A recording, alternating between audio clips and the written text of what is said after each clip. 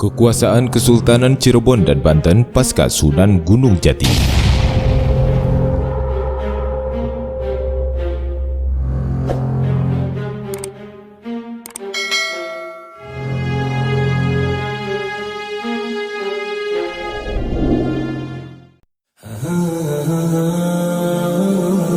Syarif Hidayatullah atau Sunan Gunung Jati, seorang ulama yang menjadi salah satu anggota dari Wali Sembilan yang memiliki nasab langsung keturunan Rasulullah dari jalur ayahnya.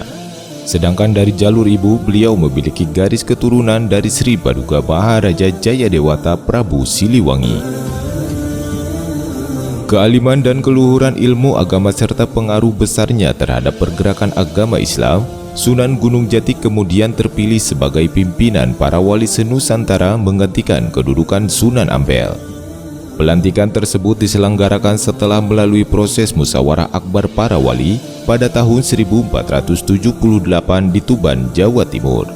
Dan sejak saat itulah pusat kegiatan dan titik kumpulnya para wali kemudian dipindahkan ke Cirebon, tepatnya di daerah Gunung Sembung. Karena memiliki kemampuan yang mumpuni di berbagai bidang, terutama dalam ajaran agama Islam dan dalam kepemimpinan umat, Sunan Gunung Jati kemudian diangkat menjadi Sultan Cirebon menggantikan uaknya Pangeran Walangsungsang atau Pangeran Cakrabuana atau Mbah Kuwu Sangkan sebagai penguasa Cirebon pada tahun 1497 dengan gelar Ingkang Sinuhun Kanjeng Susunan Jati Purba Panatep Panatagama Aulia Allah Kutubid Zaman Khalifatur Rasulullah. Pada masa kepemimpinan Sunan Gunung Jati, Kesultanan Cirebon menjelma menjadi sebuah kekuatan besar setelah memisahkan diri sebagai wilayah yang berdaulat dan merdeka dari Kerajaan Pajajaran. Keberhasilan Cirebon dalam penguasaan wilayah bekas kekuasaan Kerajaan Pajajaran seperti Talaga dan Galuh, pencapaian terbesar Sunan Gunung Jati adalah ketika berhasilnya menguasai tanah Banten.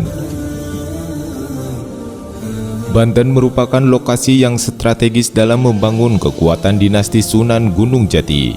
Selain memiliki pelabuhan dagang induk yang sangat ramai, Banten juga berlokasi sangat dekat dengan pusat kerajaan Pakuan Pajajaran dari sebelah barat.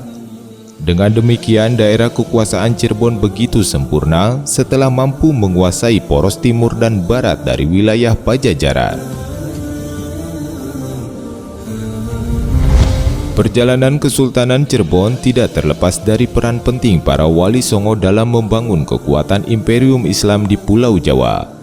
Hingga sekitar 10 tahun setelah berdirinya Kesultanan Cirebon, maka dibentuklah Kesultanan Demak dengan tujuan menjadi gabungan kekuatan pasukan Islam di Pulau Jawa. Pada masa ini, Sunan Gunung Jati berusia sekitar 37 tahun, kurang lebih sama dengan usia Raden Patah yang diangkat menjadi Sultan Demak pertama. Dengan diangkatnya Raden Patah sebagai Sultan di Pulau Jawa, atas dasar kesepakatan para wali songo yang di dalamnya termasuk Sunan Gunung Jati, maka kedudukan Kesultanan Cirebon pada saat itu menjadi mitra dari Kesultanan Demak. Dalam memperkuat ikatan dan menjalin hubungan erat antara Kesultanan Cirebon dan Demak, kemudian dilakukanlah pernikahan putra-putri dari kedua kesultanan tersebut. Seperti pernikahan Pangeran Maulana Hasanuddin putra Sunan Gunung Jati yang pertama dari istrinya yang bernama Nyai Kawunganten dengan Ratu Ayu Kirana. Pernikahan Pangeran Jaya Kelana putra Sunan Gunung Jati dari istrinya yang bernama Nyimas Rara Jati dengan Ratu Ayu Pembayun.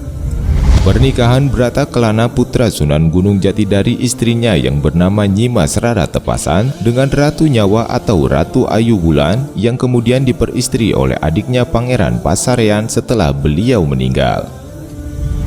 Dan yang terakhir, pernikahan Ratu Ayu Wanguran putri Sunan Gunung Jati dari istrinya yang bernama Nyimas Rara Tepasan dengan Yunus Abdul Qadir atau Dipati Unus yang kelak menjadi Sultan Demak kedua. Puncak kejayaan Kesultanan Cirebon terjadi ketika masa kepemimpinan Sunan Gunung Jati yang berhasil menguasai sebagian besar wilayah kekuasaan Pajajaran dari ujung kulon Banten, Sunda Kalapa sampai ke wilayah selatan Parahyangan.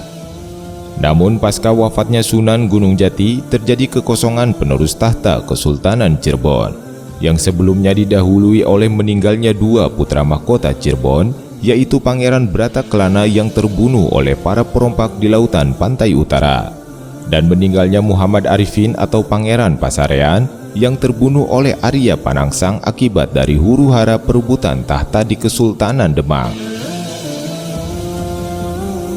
Dalam menyikapi peristiwa meninggalnya Pangeran Pasarean di Demak, pihak Kesultanan Cirebon lalu menggelar musyawarah. Hasil dari musyawarah tersebut menyatakan bahwa putra pertama Syarif Hidayatullah, yaitu Pangeran Maulana Hasanuddin yang menjabat sebagai Adipati Banten, kemudian dinaikkan statusnya menjadi Sultan atau penguasa penuh atas wilayah Banten.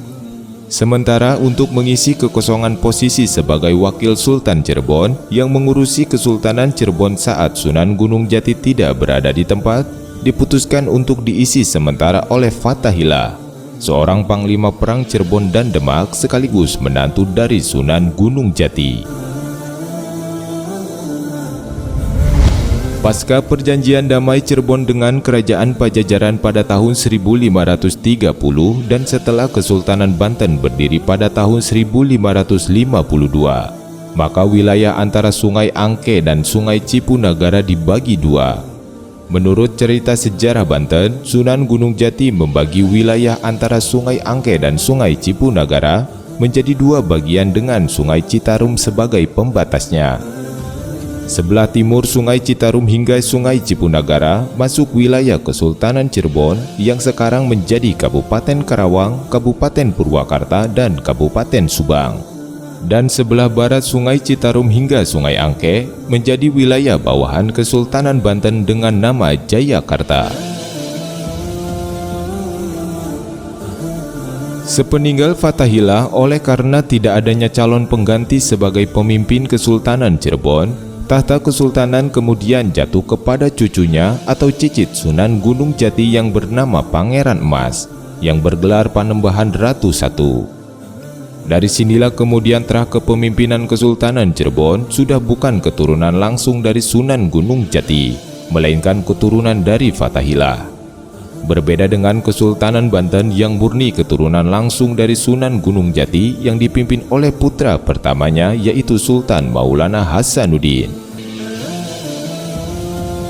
Pada masa kepemimpinan Panembahan Ratu I, Banten yang sebelumnya sebagai wilayah bagian dari kekuasaan Cirebon, namun pada tahun 1568, Banten mengukuhkan diri menjadi kesultanan yang berdaulat dan lepas dari Cirebon. Setelah masa kepemimpinan Panembahan Ratu I, tahta Cirebon diteruskan oleh cucunya yang bernama Pangeran Rasmi atau Pangeran Karim. Karena ayah Pangeran Rasmi yaitu Panembahan Adikusuma meninggal lebih dahulu, Pangeran Rasmi kemudian menggunakan gelar almarhum ayahnya, yakni Panembahan Adikusuma, yang juga dikenal dengan sebutan Panembahan Girilaya atau Panembahan Ratu II. Pada masa ini, Kesultanan Cirebon berada pada posisi yang sulit karena terhimpit di antara dua kekuatan besar, yakni Kesultanan Banten dan Kesultanan Mataram.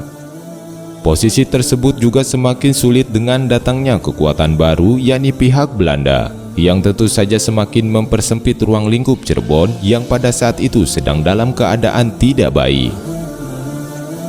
Kondisi-kondisi tersebut memposisikan Cirebon sebagai wilayah rebutan antara Mataram, Banten, dan Kompeni Belanda. Pihak Banten yang menganggap masih memiliki hak sebagai ahli waris Kesultanan Cirebon bersikeras untuk bisa menyelamatkan Cirebon dari penguasaan pihak lain, terutama dari pihak Mataram.